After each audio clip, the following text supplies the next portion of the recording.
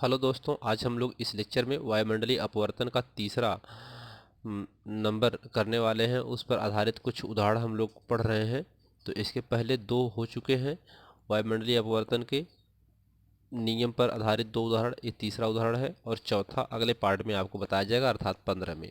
इस 14 पार्ट में हम लोग इसका तीसरा पार्ट पढ़ेंगे वायुमंडलीय अपवर्तन के। तारे अपनी वास्तविक स्थिति से अधिक ऊंचाई पर प्रतीत होते हैं। ऐसा क्यों होता है कि तारों की जो वास्तविक स्थिति होती है वह अपनी वास्तविक स्थिति से अधिक ऊंचाई पर प्रतीत होते हैं। तो पहले फिगर को समझ लेते हैं। फिगर में यहाँ पर आप देख सकते हैं कि यहाँ पर यह तारा है जो अपने रियल स्थान पर है, और यह क्या है, व्यक्ति है। व्यक्ति यहाँ से इस तारे को देख रहा है।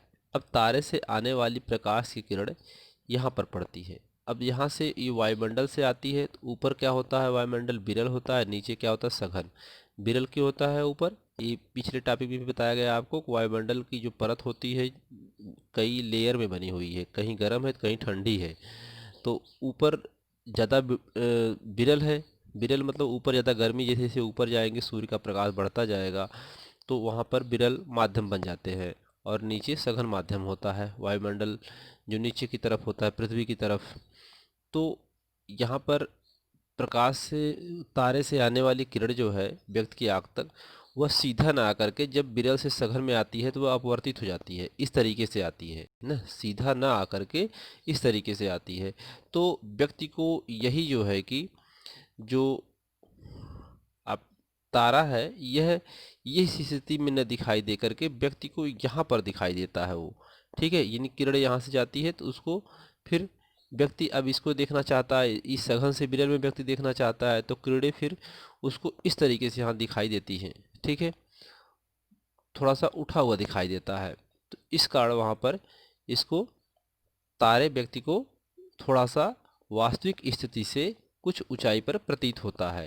यानी अब वायुमंडल से जो किरणें आती हैं, वायुमंडल अपवर्तन के कारण तारे हमें अपनी वास्तविक स्थिति से अधिक ऊंचाई पर प्रतीत होते हैं। अब तारे से जो किरणें आती हैं वह जब वायुमंडल में प्रवेश करती हैं तो प्रवेश करके अपवर्तित होती हैं। यहाँ से प्रवेश की और अपवर्तित हो गई। ठीक है, अपवर्तित होती हैं तो वायुमंडल का जो ऊपरी परत होता है वह विरल होता है, और समीप की परत जो होती है वह सघन होती है। यहाँ विरल और सघन लिख दिया गया है। ये विरल होती है, ये सघन होती है, जिससे किरणों में परिवर्तन हो जाता है।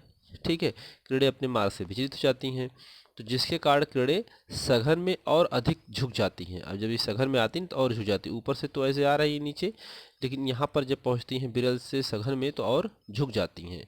ठीक है, तो जिसके कारण इस किरण के कारण ही इस किरण के कारण ही क्षितिज, जो ये क्षितिज है लाइन, ऐसे आप देख रहे हैं, ये जो क्षितिज लाइन है, इसके निकट देखने पर कोई तारा अपनी वास्तविक, हम तो इसके क्षितिज से ही ऐसा देखना चाहते हैं, इसके क्षितिज के रूप में, इस तरीके से। तो इसमें क्षितिज के निकट देखने पर कोई तारा अपनी वास्तविक स्थिति पर दिखाई नहीं देता है। इस किरणों के अपवर्तन के कारण थोड़ा सा वह ऊंचाई पर प्रतीत होता है। तो यही चीज इसमें लिखा गया है। वायुमंडलीय अपवर्तन के कारण तारे अपनी वास्तविक स्थिति से अधिक ऊंचाई पर प्रतीत होते हैं, क्योंकि तारों से निकलने वाली प्रकाश किरणें जब वायुमंडल में प्रवेश करती हैं, ठीक है, तो वह अपवर्तित हो जाती हैं। वायुमंडल का ऊपरी परत विरल तथा पृथ्वी के समीप वाली परत सघन होती है। यानी ऊपरी परत क्या होती है, विरल, और नीचे वाली परत क्या होती है, सघन होती है। ठीक है, तो ऊपरी परत विरल, निचली परत सघन होती है, जिससे किरणों में परिवर्तन हो जाता है, कि जिससे किरणें जिसके कारण किरणें सघन में और अधिक झुक जाती हैं। तो किरणों में परिवर्तन होता है, जैसे सघन पहुंचती हैं और झुक जाती हैं। किरणों के इस परिवर्तन के कारण क्षितिज के निकट देखने पर कोई तारा अपनी वास्तविक स्थिति से कुछ ऊंचाई पर प्रतीत होता है। ठीक है, तो इस लेक्चर में इतना ही। अगले लेक्चर में इसका एक और भाग है, चौथा नंबर है, जो बताया जाएगा आपको, वह है अग्रिम सूर्योदय तथा विलंबित सूर्योदय। ठीक है, तो इसमें इतना ही, तब तक के लिए धन्यवाद।